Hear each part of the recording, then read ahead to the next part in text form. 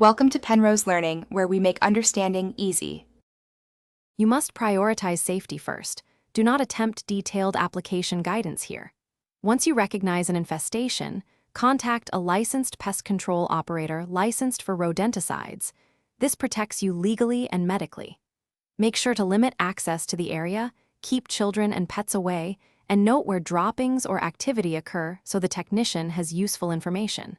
If anyone has direct contact or ingestion, call poison control immediately and follow their instructions. Do not induce. You should verify legal and label requirements before any action. That's why you involve a pro. Once done, make sure the product is approved in your jurisdiction and intended for the situation.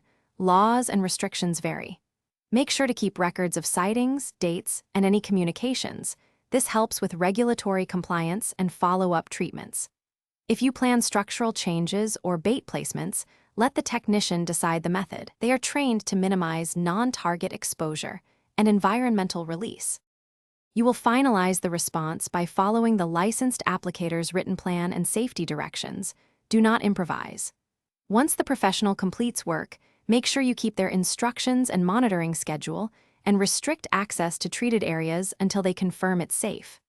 If you suspect accidental exposure to people, pets, or wildlife, call poison control right away and get medical evaluation. Finally, make sure to schedule RIT checks with the technician and report any non-target harm promptly so adjustments can be made. Thanks for watching. If this was helpful, leave a like and consider subscribing. See you next time.